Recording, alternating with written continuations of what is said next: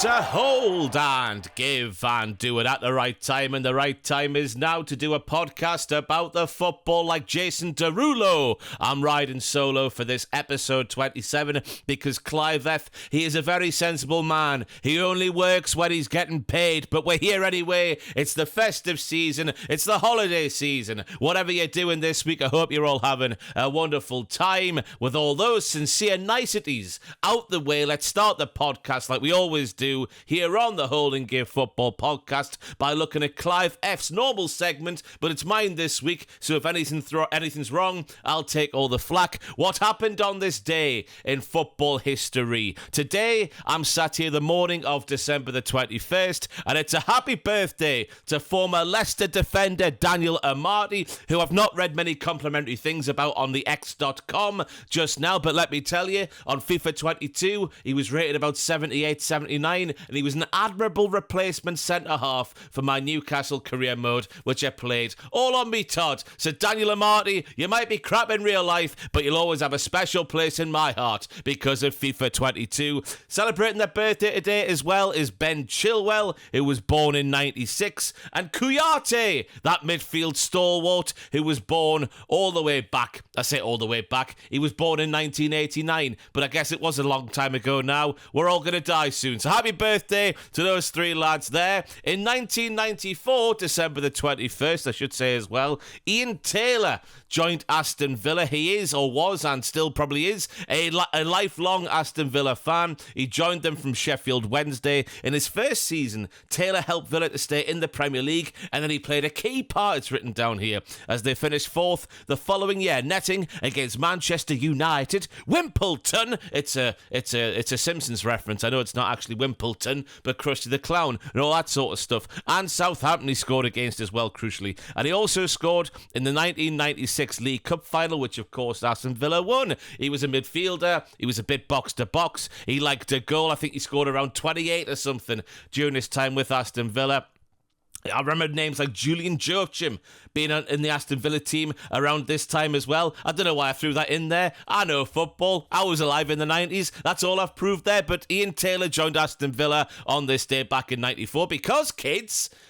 Oh, I felt horrible saying that. Because, kids, the transfer window didn't become a thing until like 2003. So you could join teams any time of the year back in the 90s. Anything happened. It was fantastic. On this day in 1996, Manchester United 5, Sunderland 0 at Old Trafford. Man United comfortably beating the Mackham thanks to goals from Ole Gunnar Solskjaer, Eric Cantona, who both got braces, while Nicky Arse himself was also on target, who was known more commonly as Nicky. But this is, of course, the game where Eric Cantona has the collar up. The Mackham goalkeeper, Mr. Perez, he's wearing that yellow number. Cantona chips him, edge of the box. He does the pose, the collar's up. It's 90s football. It's fantastic stuff to see, even when, like myself, you're a Newcastle fan. And around this time, Man United were the scourge of Newcastle United because they were just better and more composed. But Kevin Keegan, I still love you. The result, I should say, left Manchester United 5th around this time of the year on 31 points, 7 behind the pace setters Liverpool, while Sunderland were on 14th place on 20 points, 5 points above the relegation zone. On to 1996 as well. Not on to 1996. On the same day in 1996, while this Sunderland versus Man United game was going on, Middlesbrough were due to visit Blackburn Rovers for a Premier League game, but the fixture was called off by Middlesbrough because they had, and you think Newcastle's injury list at the moment is bad, Man United's injury list at the moment is bad. They both pale in comparison to Middlesbrough's 23 players they had unavailable for this fixture away at Blackburn because of illness, injury and suspension. No permission was given for the postponement by the Premier League, though, which meant that Middlesbrough were not only fined £50,000, which is a lot of money for back then for that sort of thing, but they were also docked 3 points. Now, you might be thinking that doesn't really sound like much. 3 points in the grand scheme of a season doesn't sound too bad, but it does sound bad come the end of the 96-97 campaign when, of course, Middlesbrough were relegated just 2 points from safety. So without the deduction, they would have survived by 1 point. With the deduction, they went down. I think it was Leeds away on the final day of the season. I can just picture let me put my teeth in, Jorginho sat on his arse on the pitch wearing a shirt that was 7 sizes too big for him because it was the 90s, and just picture that on a sunny day at Elland Road. Hopefully I'm right. If I'm wrong, let me know in the comments down below. And also on this day, in 1999, Rivaldo was named the best player in the world, or best player in Europe, I should say, ahead of Man United midfielder David Beckham and Milan striker Andrei Shevchenko. I can't believe Andrei Shevchenko was playing for AC Milan in 1999. So on the fly, on the Hold and Give Football podcast, I'm going to Google that, because it feels like it was too soon for that to be happening. And I've just copied and pasted something from an untrustworthy website. But no, he did join AC Milan in 1999. He left in 2006 for Chelsea, of course. 127 league goals in 208 league games. He wasn't bad, but he just wasn't suited to the Premier League, which I guess is why he's not as fondly remembered by a certain vintage of Premier League fan as he is from fans of European football before that. But that's all I could find about what happened on this day in football history. Clive will be back in a couple of weeks' time in 2024 to regain the throne of Clive F. I'm a current standing Clive F, and let me tell you, it's a big, big, precious seat.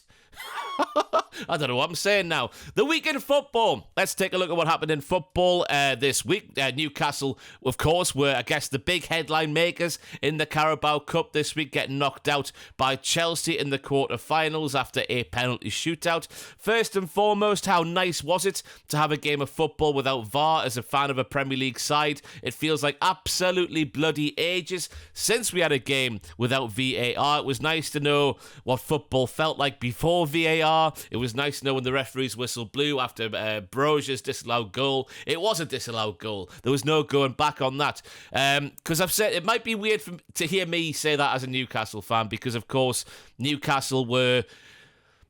what's the word I'm looking for? Robbed by VAR this time, because Chelsea should have had at least 2 players sent off, or maybe just 1. Definitely Caicedo should have been sent off, but again, I've said it many times on this podcast, and I can accept a human error when it's from one human, but I can't accept human error when it's from the human on the pitch, and then the humans, 3 or 4 of them, at Stockley Park, who operate the VAR. Caicedo in the first half, I don't care how early that is in the game, it's a red card, but again, the referee gets it wrong. It's just him who got it wrong. He's a human. I don't mind. I'm that against VAR. I'm not even that mad that Caicedo should have been sent off in the first half, and he should have been sent off in the second as well, because he raked his studs all the way down from the back of Anthony Gordon's knee all the way down to his ankle, yet he still escaped a red card. The second player was referring to about the VAR bollocks from Stamford Bridge was Colwell's challenge on Kraft in the first half. Kraft goes in for a slide tackle.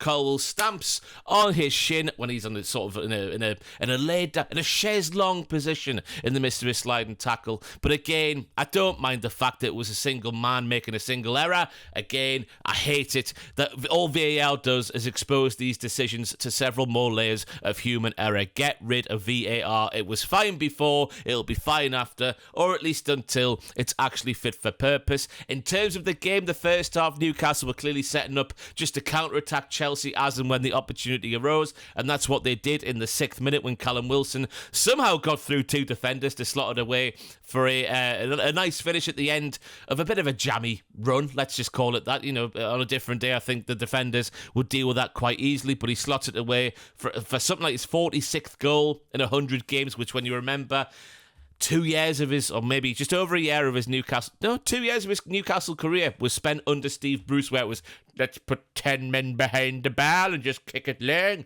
That's what he would say in his Geordie dialect. Considering he had that time under Steve Bruce, now obviously it's only latterly been the past sort of 2 years under Eddie Howe where things have got going again, despite the injuries, coming back from injuries, that sort of stuff. It's a wonderful record for him to get 46 goals in 100 games, but that paled in comparison, because Chelsea, I thought, dominated large portions of the game, much of the second half. It felt a bit like PSG versus Newcastle in the Champions League a little while ago at the Parc des Princes, but where in that game PSG just squandered several fantastic opportunities, and they probably should have scored a goal before they did score the goal right at the end in dubious circumstances. We've all been down that road before. Chelsea had all the ball but didn't really break down Newcastle with many clear-cut opportunities. I remember Dubravka making one save to his right-hand side in the second half, as Newcastle were kind of clinging on, but as I say there, Chelsea weren't creating too many chances, so you're thinking, oh, Newcastle maybe on the balance of play don't deserve to win the game, but they could escape with a 1-0 victory and get to the semi-finals in the competition, where I think they would fancy their chances a lot more than they would have done this time last year with the teams that were still in the competition. But then Kieran Trippier, who came on as a half-time substitute for Emil Kraft, who was, again, solid, I thought, after his good game against Fulham at the weekend. Trippier comes on, a ball gets whipped in. I think he's trying to head it back to the goalkeeper, but it's bounced a bit too high, or higher than he was anticipating, I should say, and it doesn't go anywhere, and it just allows Mudryk to sort of steal in, put it in the bottom corner, 2 minutes into stoppage time. Heartbreak for Newcastle, heartbreak for Kieran Trippier, but I just want to take the attention away from Kieran Trippier for a second, because Miguel Almiron needs a slap around the face. Why is he shooting from basically the byline?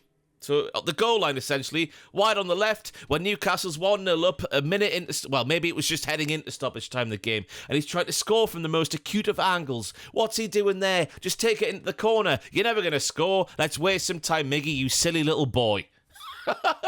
That's where my attention was, because Trippier, it's the latest mistake in a horrible run of mistakes that is directly leading to goals for the opposition.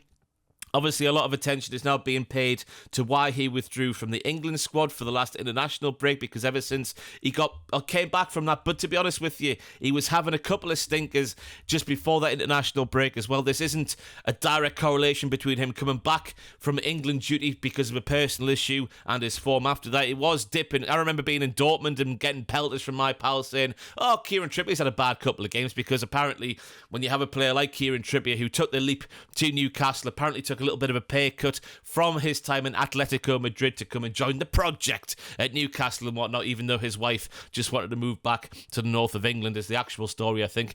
Despite all that, you can't say he's had a bad couple of games, but thankfully people are now coming round to that, because he is having a load of bad games, and I just think it's down to tiredness. He's 33, going on 34 now, I think. He just needs a couple of weeks away. Just give him, if I was Eddie Howe, I know we are a bit stretched for resources at the back, but one place we're not quite as stretched is at full back now that Dan Burner's fit. Tino can play either. Kraft's been in the last couple of games, although he went off at Chelsea, so hopefully he's okay. We're fired at full backs. I'd be just saying Kieran. I wouldn't even play him in the derby. That's how bad it's got. It's his confidence is shot. It's the mistakes that are directly leading to goals. When he stepped up for that penalty as well in the penalty shootout, he was as white as a ghost. It just didn't look well. I don't know what's going on with him. Hopefully, obviously, everything's okay in his personal life, and whatever reason he dropped out the England squad. But he is in a bad run of form. But how can you not support the guy? He was the first signing of this new regime at Newcastle United when he maybe didn't have to. Obviously, there would have been more options for him to go to. I guess up Mrs. Trippier as well, because she was the main reason he did join Newcastle, but he is in a bad run of form. I would just give him a week or two off. Newcastle go down in that penalty shootout, not only because of that, but also because of a fantastic save from Petrovic in the Chelsea goal from Matt Ritchie. Matt Ritchie's twatted that ball. It's heading towards the top corner, not quite the very tippy top corner, not postage stamp territory. It's heading towards the upper echelons of the goal, but Petrovic has somehow got across there. The only sort of penalty save you see in FIFA, that's the way I would describe it, because it was just, I don't know how he got across the goal line that quick. But yes, Chelsea, on the balance of play, deserved to go through, I think. Newcastle, again, looked very tight in the second half, but it's just the circumstances of how the goal went in right at the death. Obviously, Trippier's mistake and whatnot. It was avoidable, but I'm not too upset. I think now that we're out the Champions League, now that we're out of the Carabao Cup, we can now obviously get players. Longer gaps between games, obviously not during the festive period, because we all know what it's like over here in England for the festive period, but longer gaps between games after Christmas is obviously going to help Newcastle with the injury list that we do have, just to try and put a silver lining on what is some pretty bad news of going out the Champions League at the first hurdle and the League Cup at the quarter-final, when the teams that are left in it are now Middlesbrough, who got a nice win over Port Vale, a win they should be getting to make it into the Final Four. Fulham, who went up 8-7 on pens against Everton after a 1-1 draw. Onana, with probably the worst penalty in penalty shootout history. That might be a bit harsh. It was really bad, though. I don't know if you haven't seen it. He's side-footed it slightly to his right, the goalkeeper's left. The keeper could have put his foot on it. It was hit that with that little power. So it was a shocking pen. If it goes in and the goalkeeper goes the right way, I remember Yakubu. If you can remember Yakubu's penalty technique, he would always just sort her up and then just sort of tap it in with the goalkeeper going the other way. When that happens, it looks fantastic. When what happened to Onana happens, oh dear. Oh dear, oh dear, oh dear. So yeah, Fulham go through because of that. And also Liverpool, as I'm sat here last night, they absolutely demolished West Ham. First and foremost, I don't know why David Moyes picked the team he picked. Why wouldn't he go full strength when you look at the rest of the League Cup? You look at Middlesbrough, you look at Chelsea, you look at Fulham. They're three beatable teams for anybody this season. Why would West Ham go with Paquetá on the bench and stuff like that? Like Ben Johnson at left back, who had a horrible game. I felt sorry for him towards the end. He's just not a left back. He's a right footer. He's a centre half, I think. He was playing left back. He was torn to shreds. So why is Moyes not picking a full strength team? Ben Johnson, rest in peace. Because that was a horrible night at the office for him. But also West Ham just didn't lay a glove on Liverpool. They got through until the second half, until they had their first shot, which I think was Kudus, just sort of bending it over the bar. Keller in the Liverpool goal was in no danger whatsoever. And Liverpool just made West Ham look very ordinary on the night. West Ham made certain Liverpool players look a lot better than I think they are. Curtis Jones being the prime example, because for one of the goals, I think it was the fifth goal, he was made to look like prime Lionel Messi, jinking through the entire West Ham midfield and defence. And obviously Szoboszlai as well, with one hell of a slam. I was going to say there. He just pile drivered it straight in the bottom corner from about 25 yards. A fantastic finish. Liverpool, you would have to say, are overwhelming favourites for the League Cup.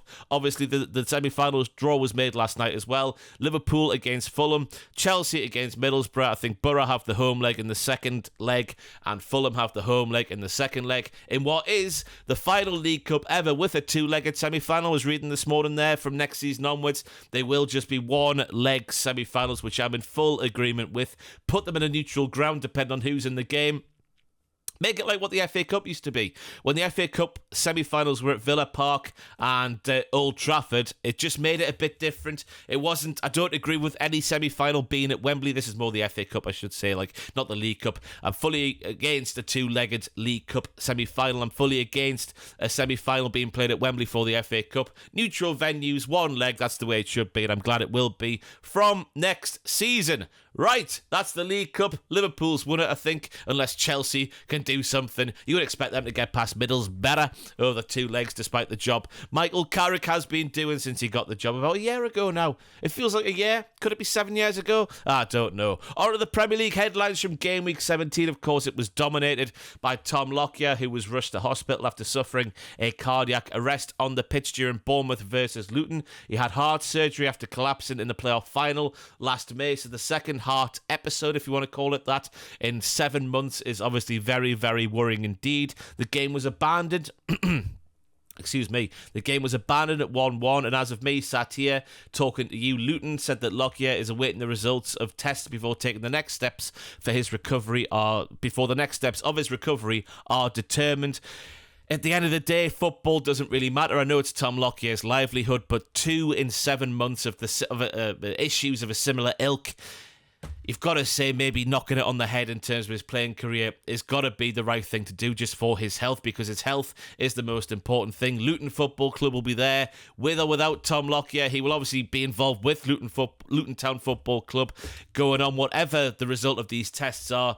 But just as, a bit of human compassion, you just feel like maybe knocking the playing career on the head is the right thing to do after, again, 2 heart episodes, if you want to call it that, of different circumstances in 7 months. It's horrible to see. Football doesn't matter. What's the best for his health and his family is what is most important.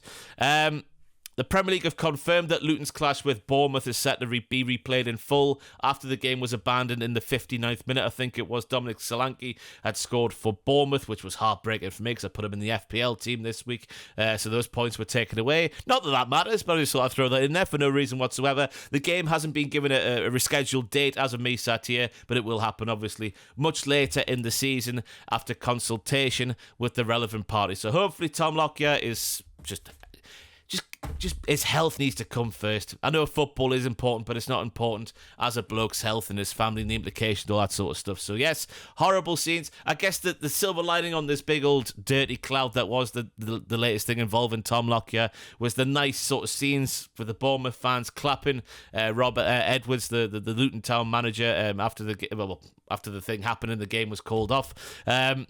But again, it was just a horrible thing to sort of sit through. And to be honest with you, I'm glad the cameras missed it, because that's always horrible when the cameras linger on it. We go back to Christian Eriksen in the Euros a couple of years ago, and why the camera lingered on that for so long while stuff was going down on the pitch, I didn't think was right, but there we go. All the best to Tom Lockyer and to Luton Town as well. And I've got to give it just for the EAFC 2-4 career mode. People who are watching or listening to this podcast, up the Lockyer! That's how I say his name, because that's what I think when I see the second half of his name. It's absolute bollocks. Just like Liverpool 0, Manchester United 0. First half, what a boring game. A disgrace to football, some may call it. I just think it was Man United sitting back and thinking, we got twatted 7-0 here last season. We've been twatted here, there and everywhere this season. Let's not try and embarrass ourselves again. Van Dijk has a header in the first half that was well saved by Onana, but that was just about that. But as I thought, as the game went on and went on and went on, the more it opened up and the more it opened up and the more it opened up, and by the end it was a pretty decent, I'm not going to say it was a good game, but it was a pretty decent end-to-end spectacle with no end product whatsoever. Trent had a bending sort of side footer that was sent wide after he was teed up by Mo Salah. Before that we had Garnacho getting himself into a great position. He's just about to open his body up and sort of swaz it in the far corner, but Trent gets a large toe on it to make the shot as weak as piss. Højlund is through one-on-one. He needs to put that ball in the back of the net, but he hits it straight at Alisson's chest. Salah was then making Onana stretch with a decent flying save, and then we get to the chance for Diaz where, let's be honest, he crapped himself because there was the goalkeeper and two centre-halves flying at him at the same time. You can understand that, but you feel like if he's a bit more brave, Liverpool might have got the goal to get the 1-0 win. We've got to also mention Diego Dalot's red card for dissent. Double dissent for Dalot over a throw-in. That was his ball. It was given to Liverpool. It was his ball, but he knows what the game's about now. He's an absolute tit for getting sent off. Excuse me. That was very much like Rick from Rick and Morty, wasn't it? He was very much deserving of his red card because he knows what the game's about these days, and just to keep going like he did was absolute bollocks. But Man United got away with that red card happening. It didn't hamper them too much. Liverpool should have won on the balance of play, but I think Man United had the clear game plan just to sit back, soak it all up, counter as and when they could do, maybe nick a goal on the counter. And I don't think they would say they went for the draw, but it felt like to me they went for the draw and they got the draw. So fair play to them. Klopp has come out, I've just seen this morning, it's not in my notes here that I prepared yesterday, but saying that if Liverpool fans aren't feeling in the right, I forget the terminology used, but if they're not feeling right, don't bother turning up to the next game, because the atmosphere for Man United and for West Ham in the Cup wasn't what he was expecting. I don't know what to say about it. As a Newcastle fan, I can only compare it to Newcastle games because that's what I've gone to. It's the people in power of these clubs that are ruining the atmosphere inside the ground. These ballot systems that I'm sure Liverpool have in place like Newcastle do, where day trippers, we like to call them in football, don't we? People who aren't necessarily fans of the football club, people who are just, I'll get a membership just on the off chance I might get a ticket. I'm not really bothered if I go to the game or not. More and more of them are in the ground. The higher up you go, I'm learning as a Newcastle fan, the higher we go up the league table here in 2023. It's an absolute nonsense. These balloted systems where it's random need to be scrapped. First come, first serve means you need to earn your way to get to a game, and when you're at the game, you make the most of that game. We had this going on last season at Newcastle. Me and my pals, there's like 6 of us, we used to open our browsers at like 7 or 8 o'clock in the morning, leave it open for the thing opening at 10, so we had a good place in the queue. You had to get in there quickly, drop everything you were doing at work just to make sure you got to the game. Bring that back. These balloted systems where you pay £37 if you're at Newcastle, you you enter a ballot, and then it's drawn randomly. That is what's killing the atmosphere at these grounds. It's not having the real, I don't want to say real fans in there, but you know what I'm trying to say, the fans who want to be there. They're not getting in the ground, and they're being replaced by people who aren't bothered if they're there or not. And obviously they're not going to make as much noise as people who go radio rental for their football club. So don't blame the fans, Jurgen Klopp. Blame the people who run these clubs, and at the end of the day just want to rinse the fans for as much money as they can. Manchester City 2, Crystal Palace 2. City were knocking on the door for a little while there before Jack Grealish picked up a lovely little ball through the eye of a needle, from Phil Foden to slide it into the bottom corner. Grealish was said to be just onside with the old VAR check, but Manchester City, by that point of the game, were good value for their lead.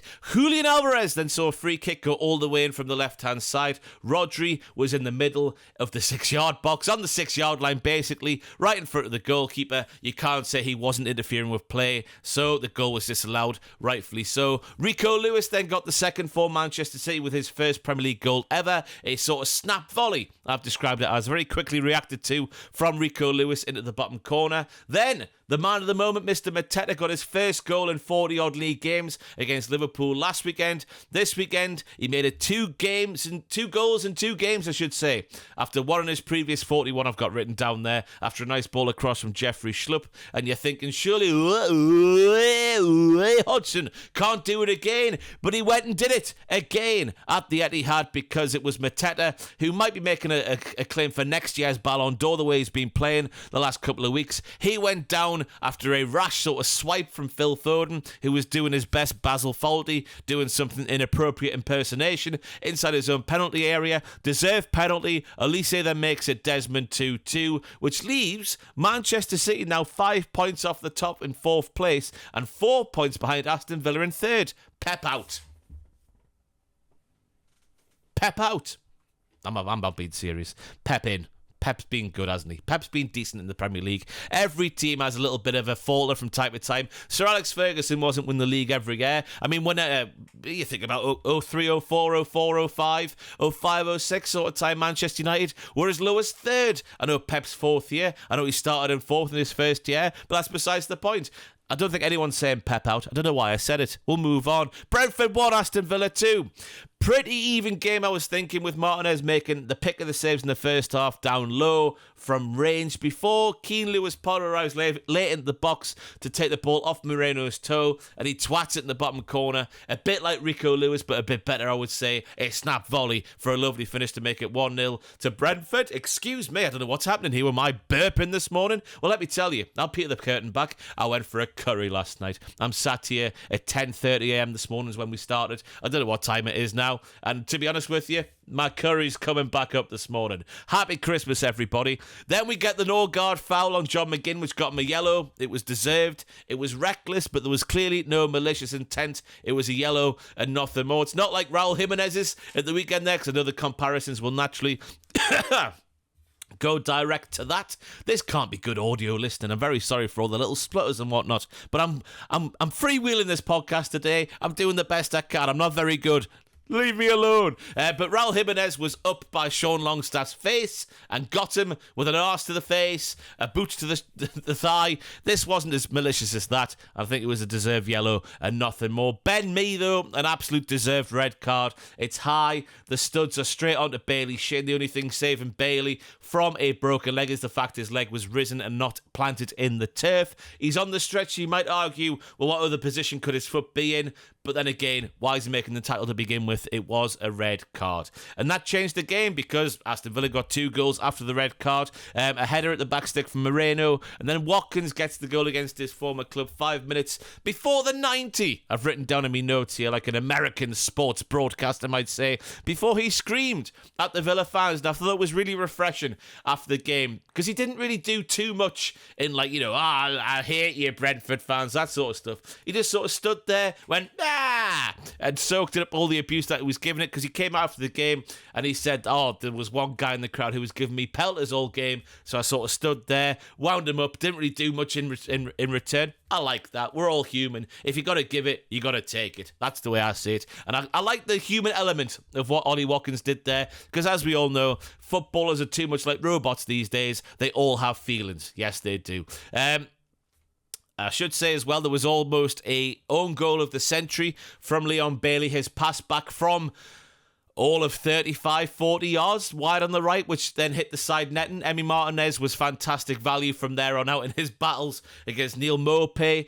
Neal Maupay was trying to retrieve the ball after it hit the side netting from Bailey's audacious back pass, or just crap back pass, which then he sort of shoulder barged Martinez. He went down like a sack of spuds. And then a little bit later on, Maupay then went down, which saw Martinez then pick him up by the shirt and drop him. It was fantastic. I love this kind of poo-housery in football. Again, it's the thing that doesn't happen as much as it should do. The poo-housery used to go on back in the day when I was getting into football in the 90s. Never mind the 80s, the 70s, the 60s, and before that, well, I don't know about the 60s. Everyone was all groovy and loving each other back then, weren't they?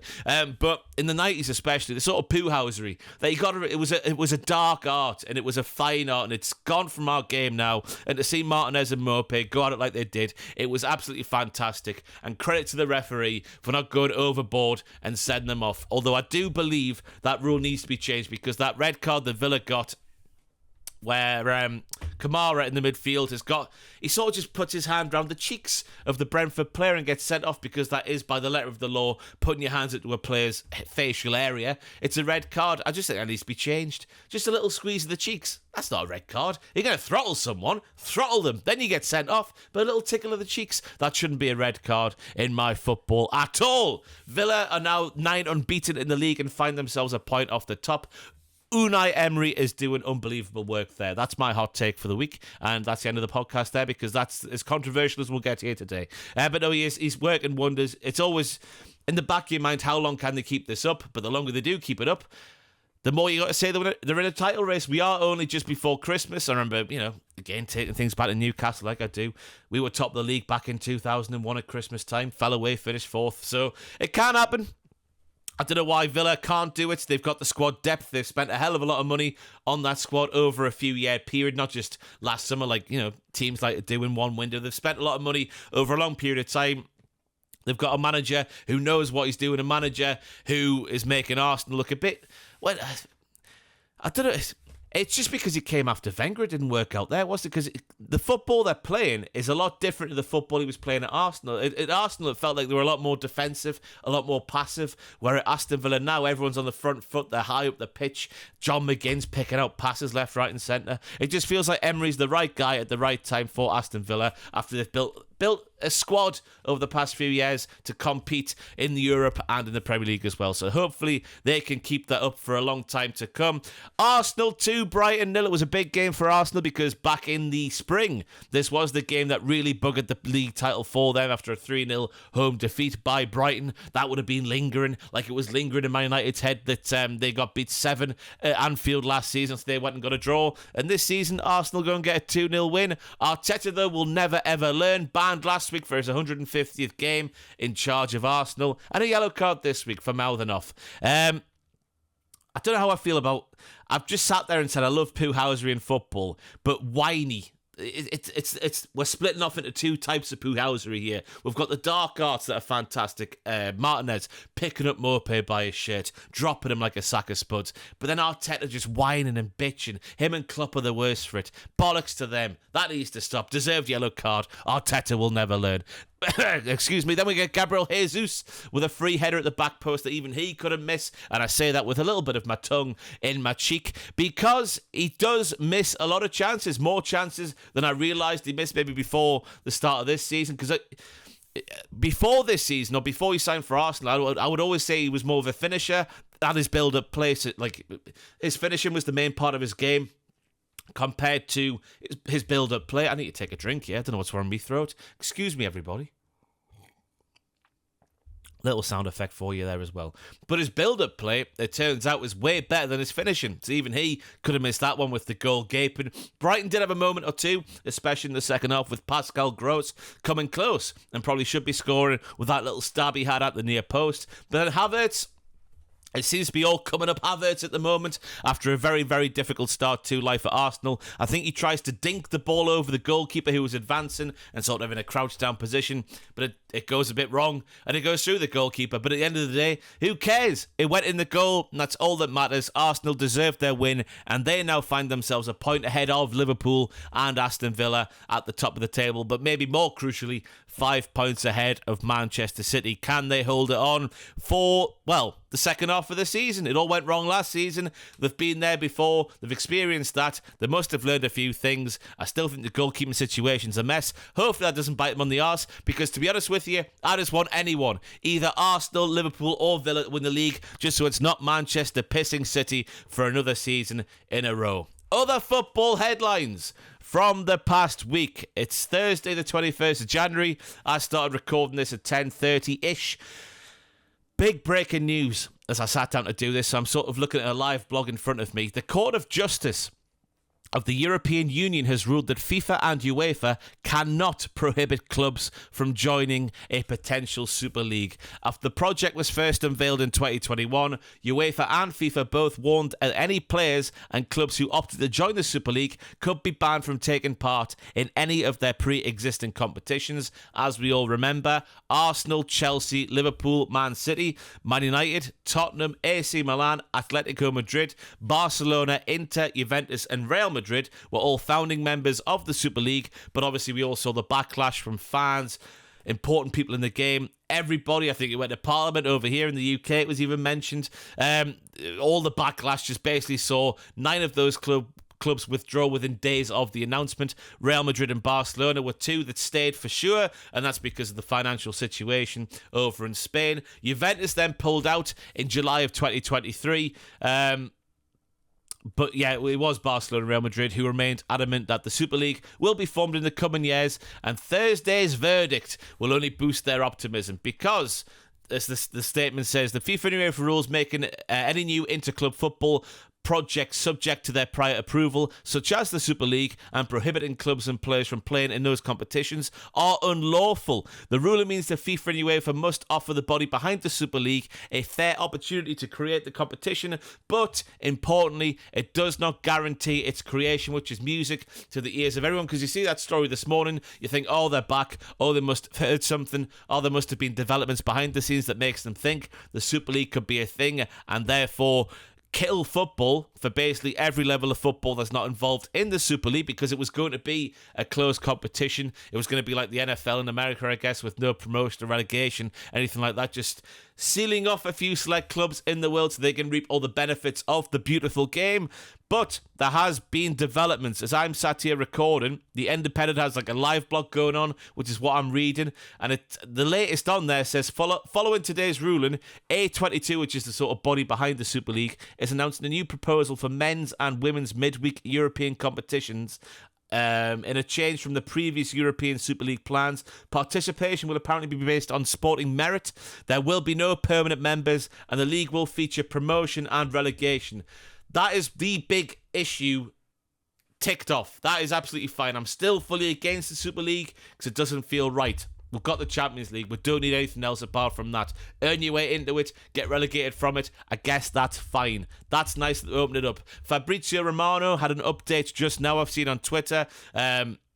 He says Super League potential format announced. 64 teams, which is a lot bigger than what it was initially. 3 divisions named Star, Gold and Blue, with promotions and relegation. So it will be closed to the 64 teams, and the teams will be promoted and relegated within those 3 divisions. So if you're Salford, let's just go there, because, you know, they're the sort of the highest profile team. Wrexham, you know, these high profile teams who have big back and who have dreams of getting to the promised land one day.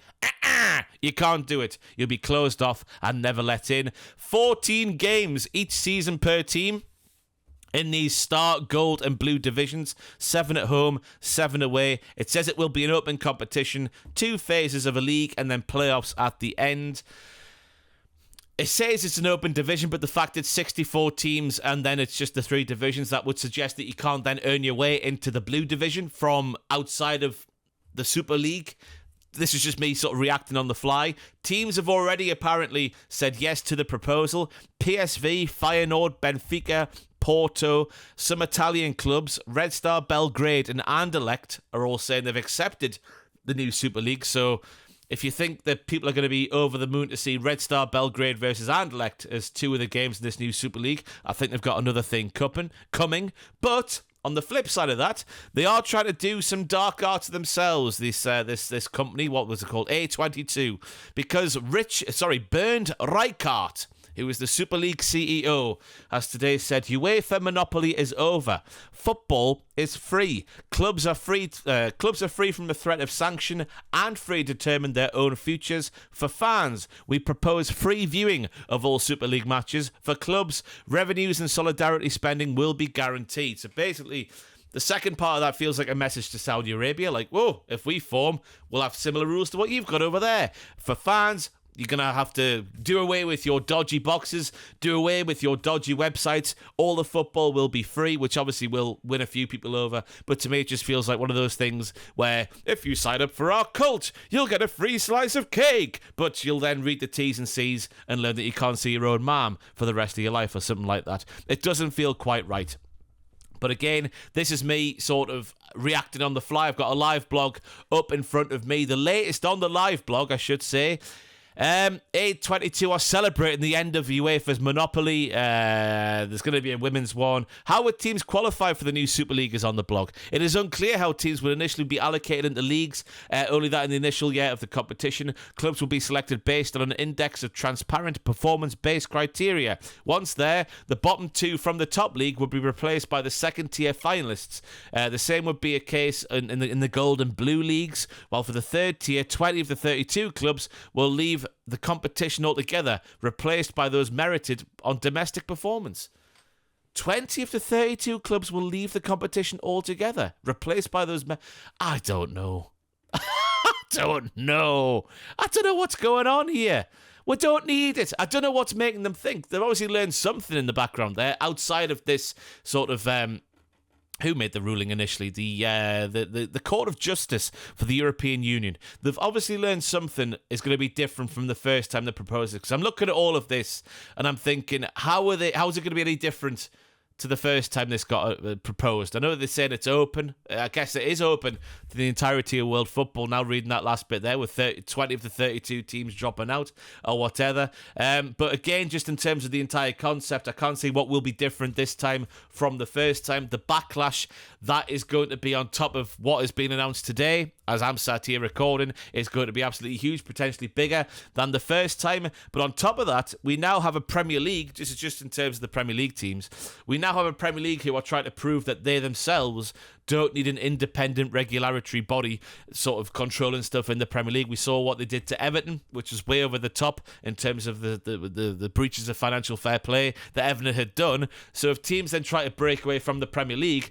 this gives the Premier League the perfect opportunity to sanction these clubs like they should have done the first time. The sanctions for the clubs trying to leave the Premier League back in 2021 or whatever it was were nothing. So now the Premier League have a chance to rectify that, points deductions, that sort of stuff. If Everton have breached FFP one time and they're getting deducted 10 points, imagine if your Manchester clubs, Liverpool, sort of Tottenham, all these clubs are trying to break away from the league once again. What the Premier League sort of pro-rata base, if you want to call it that, in terms of what they did to Everton, could now do to them. It feels like the European Super League again is on a high to nothing, but the fact that it's come back like it has come back this morning, as I'm sat here live, it feels like maybe they've learned something that isn't in the public domain yet. So as a football fan, I am worried. But, you know, who cares if teams can't ascend up to the top if that's indeed what to be honest, it's not really clear what they're trying to do there to me as I'm sat here now with it. The same would be the case of the gold and blue leagues. While the third tier, 20 of the 32 clubs will leave the competition altogether, replaced by those merited on domestic performance.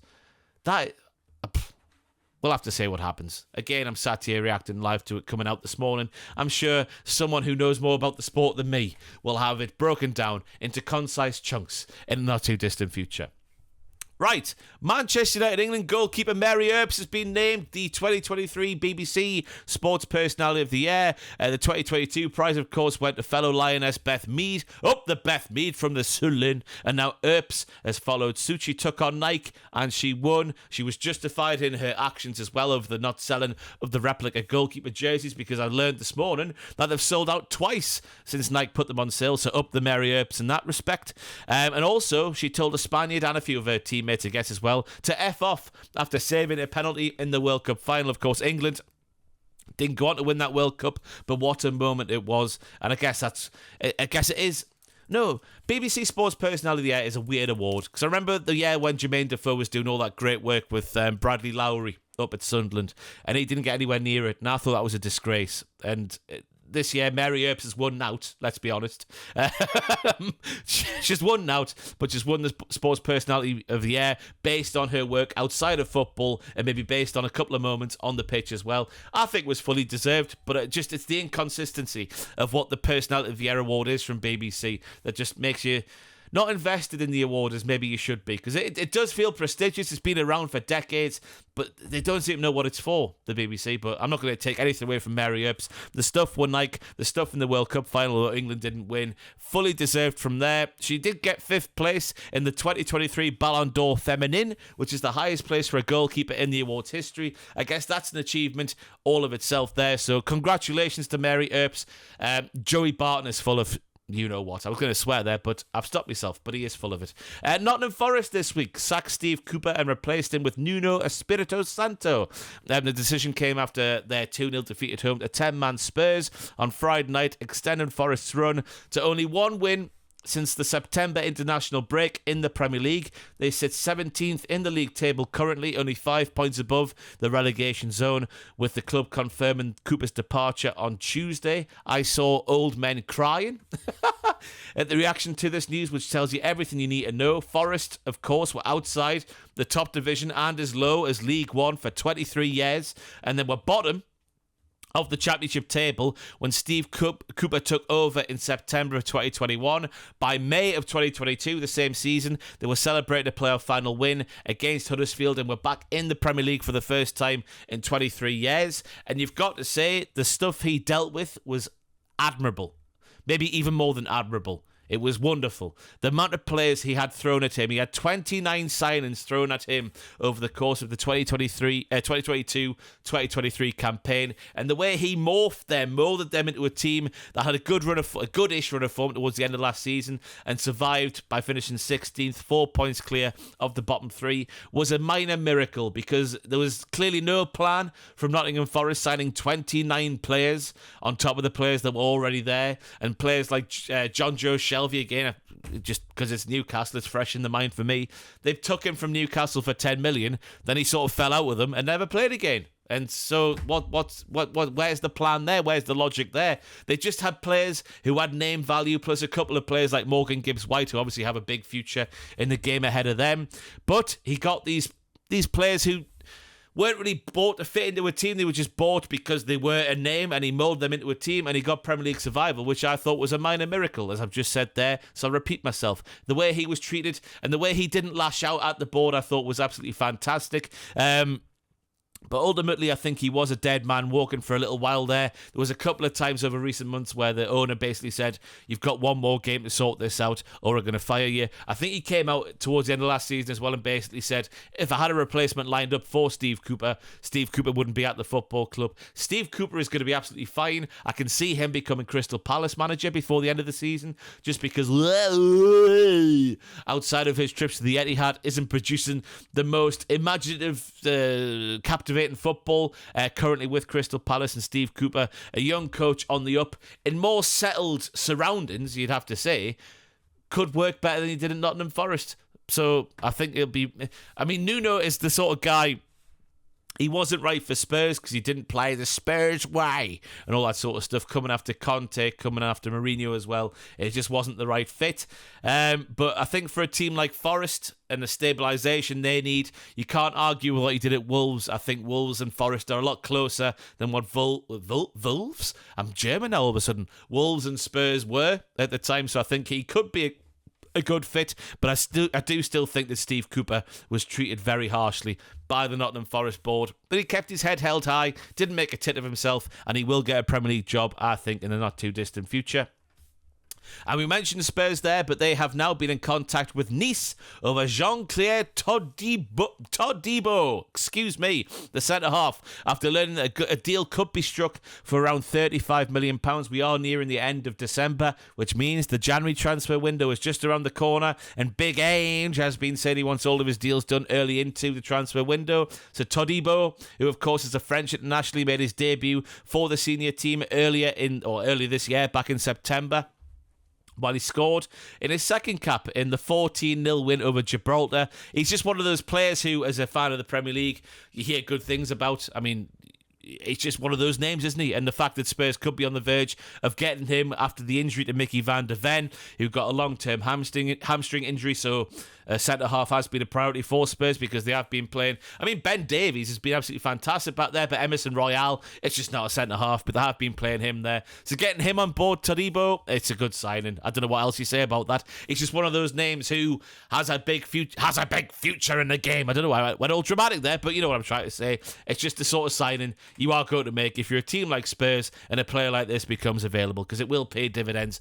over a longer period, you would think. We go from the headlines of the week to the highlight of the week, and I've got to go for the scenes at the end of the game at the Etihad. Pep's going mad. There's a shot where we're looking at Pep, the fans in the background are giving it the pelters, going mad as well, and Roy Hodgson, 79 1 million years age. I think he's 76. Is he 76? Well, however old he is, he's there and he just turns around and starts laughing. And Pep's going radio rental. The fans are going radio rental. Roy, the devilish old bastard that he is, he just starts laughing as well. And to be honest with you, that moment should see him in the running for Sports Personality of the Year for next year, because it was absolutely fantastic. Hang it in the Louvre, as Erling Haaland and John Stones would call it. Not the Louvre, the Louvre. Hang it in the Louvre, because it was a fantastic scene and it made me chuckle. So therefore, Roy Hodgson murking off Pep like it's Rio Ferdinand's World Cup wind-ups back in 2006. That has got to be my highlight of the week. Go and search it on x.com if you don't know what I'm talking about. From the highlight of the week, we move to the Darren England and Daniel Cook Memorial Twat of the Week, and it's Joey Barton again, because he's still going.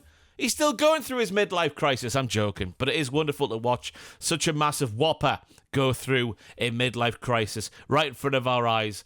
What is he doing? Why is he just stop? Someone take his phone away from him, for goodness sake. But of course, that's not my actual answer for the Darren England and Daniel Cook Memorial Twat of the Week. It's got to be everything Super League related. The company, what's his face, who was promising free football for everybody, Bernd Rijkaard. It's A22. It's the European, what was it? I've forgotten who it was now. The Court of Justice of the European Union. Bollocks to all of you. You're all my twats of the week, for the reasons we discussed earlier in the podcast. Let me know who yours would be in the comments down below. Even better, tweet me them. Why not?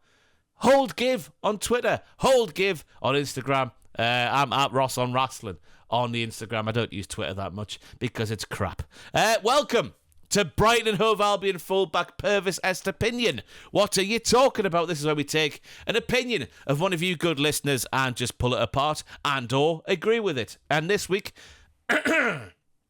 excuse me, we have Mike Storm 77 on Instagram. I like to keep people on their toes, so this week I put the call out on Instagram, so follow at Hold Give, because you never know, I might just randomly put the mailbag and the Purvisest opinion section on Instagram with your chance to directly answer. And Mike Storm 77 over on the gram went and did just that. He says only winners should be in the Only winners should be in the Champions League. And now normally, well, the past few weeks it feels like we've been on agreement with many of the Purvisest opinions, but this one I've fully against. Could you imagine how bad that would be, Mike Storm?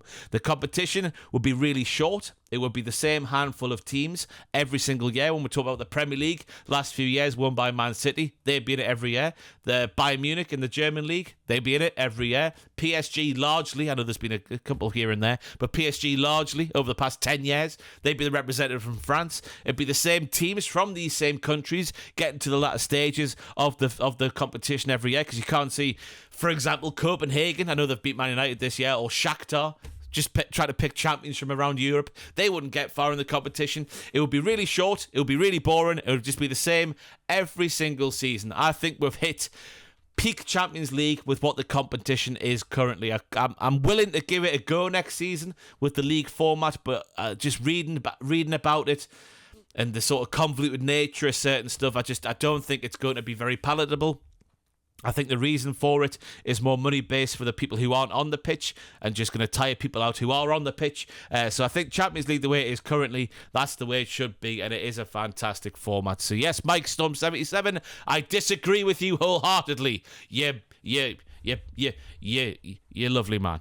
What? No, we're not even doing that segment this week. I was about to say, what happened to that Wonder Kid? Without realising that is Clive F's segment. I'm not going to take that away from Clive F. He better have one for the first week back in January, or I'll reach my hand through my computer screen and throttle him while stroking his lovely beard at the same time. So we move on to the Roberto Mail Baggio Ross at holdinggive.com. To be honest with you, I had none this week. None at all. So we put the call out on Instagram, and thankfully we had a few. So thank you very much if you did reply on the Instagram stories at holdgive once again, just in case I need to do that again in future weeks. Mike Storm is the first one that we have in the mailbag. He says, what's a historical moment you've seen live for your club? Mine is seeing TFC's first goal. I don't know who TFC are. It can't be Tottenham. Well, it'd be THFC, wouldn't it? Toronto? I don't know. But he saw their first goal. So what historical moment have you seen live for your club? I've seen lots. I had a mother who would take me to the odd game back in the 90s. I had a season ticket between the years of 2012 to 2015, and then 2016 to 2017, and then got rid of it because I was against Mike Ashley's running of the football club and thought, I'm not giving you my money to not reinvest in the club. I wish I had a crystal ball. So pick any historical moment from Newcastle out of that one. I guess I'd have to go for... What would I have to go... If I had to pick one historical moment, I'd have to go for Jonas Gutierrez. For Newcastle, final day of the season, Newcastle need to win to stave off relegation. He had just come back after recovering from cancer, and he was one of our best players for the second half of that 14-15 campaign, and he just pops up and he puts the ball in the bottom corner. There was a deflection, but who cares? He then runs over because he was out of contract at the end of the season, and apparently was informed by phone call, I think. I forgot that right. My memory's serving me correctly there, that he wasn't getting renewed after the battle he'd been through in his own personal life, which was absolutely horrendous by the football club to do to someone who had given us so many solid years of service. But yeah, he ran over at the sort of just stood in front of the director's box and just... I've never had this confirmed, but it looked like he just mouthed, Mike Ashley, you wanker, and then ran away. So that was fantastic. That's the one that came to mind. Obviously, there might be bigger ones in the course of my season ticket / non-season ticket viewing years. Newcastle getting the Champions League at home to Leicester. I was there for both legs of the both games against Dortmund. I was there for the Milan game at home in the Champions League this year, so I didn't have the best of time being there live, to be honest with you. But I guess seeing me club play at Signal Igunda Park was obviously a higher bucket list stadium anyway, but to see Newcastle play there was a Brucey bonus. But take a pick from those years I said earlier for me season ticket ones. I'm sure I'm missing the best one. Costaman17 then got in contact and said, who will be the next manager to get the axe? And as I'm going to answer this question, I'm just going to base it on the Premier League. I'm going to look at the Premier League table and see what's going on.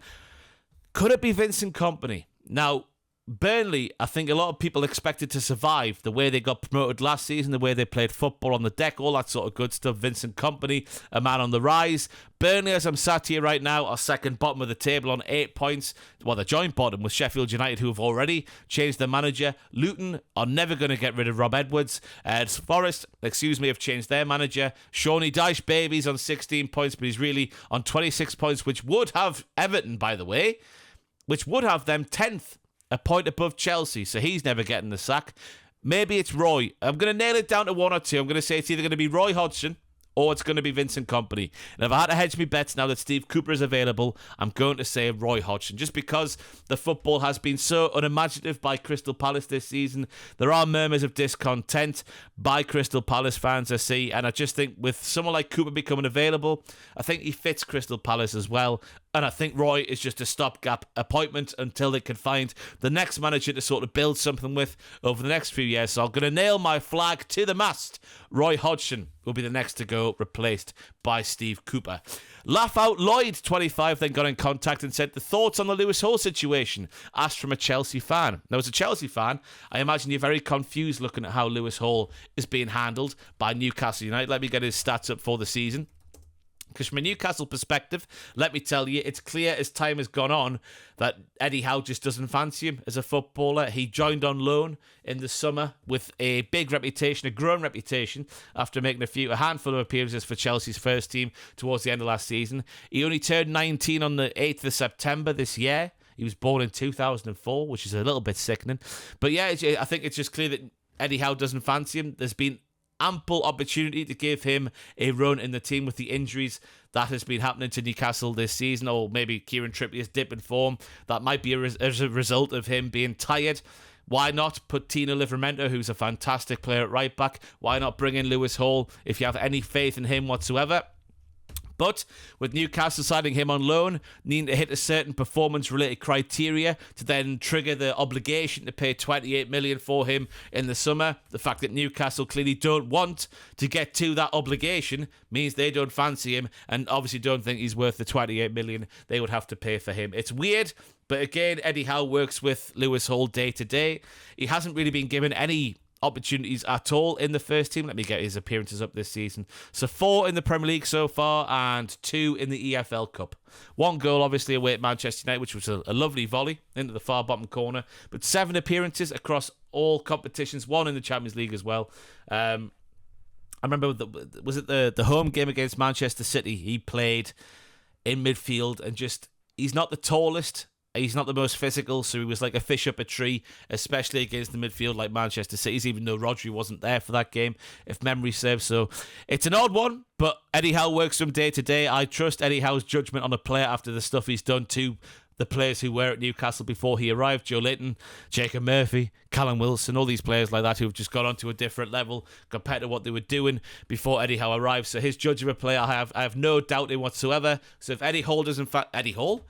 The world's strongest man, Eddie Hall. So if Eddie Howe doesn't fancy Lewis Hall, I'm in full agreement with Eddie Howe. But again, when we signed him, we're thinking, wow, we've got a left back for the next 10 years. It might take a while to get into the first 11, but once he's in there, surely that's him done. He's training with England after he signs with Newcastle. You know, when England sort of invite a few younger players from the different age groups to come and train with the first main England squad, he was one of those players in the autumn there. So it is weird to see, but it's clear that he's just not a £28 million player in Newcastle United or Eddie Howe's opinion. So he will be going back to Chelsea.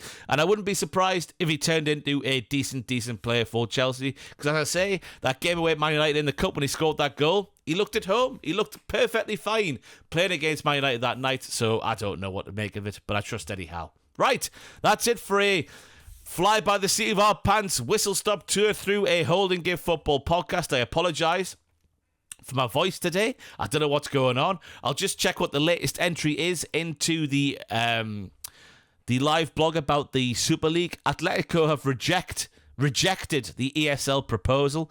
They've analysed the rule of the European Court of Justice and would like to express the following in their statement. Statement reads, 1. The resolution regarding the framework for prior authorisation of other competitions refers to the outdated UEFA statutes that were already amended in June of 2022. The European Club Association and UEFA have established a partnership that renders the consideration of UEFA as a monopoly meaningless. Through agreements with this joint venture, clubs decide 50% on the sale of sponsorship and television rights, revenue distribution and competition formats. And number 3, the European football community does not support the European Super League. Germany, France, England, Italy, Spain, except for Real Madrid and Barcelona, etc., oppose the Super League. We advocate the protecting of the broader football family, preserve preserving domestic leagues and securing qualification for European competition through on-field performance each season. Yes! Up the Atletico. Man United have released a statement. They have said our position has not changed. They rejected as well. Well, as I was saying earlier, what were they expecting to go differently? I was thinking they might have heard something or learned something or done something behind the scenes, but clearly they have not, because two of the teams, as I'm sat here, have already said, no, it's not going to happen. So hopefully that's a sign of what's to come. Although, if someone from the Premier League is listening, that free football thing, for the fans, that wouldn't go amiss for the Premier League and the Champions League and just all football, really. Thank you for listening. ross@holdandgive.com is your email address for the mailbag. Just keep your eyes on the socials for live streams upcoming, the EFC24 career mode and stuff like that. Again, apologies for my voice. I'm doing the best I can. I hope you have a wonderful Christmas. Christmas will be come and gone by the next time I'll be sat here, chatting at your faces. So hopefully you have a wonderful time, a wonderful holiday season, whatever you're doing with you and yours. I have been Ross from That There Hold and Give. Thank you for listening to me ramble for an hour, and I'll see you all very soon indeed. All the best.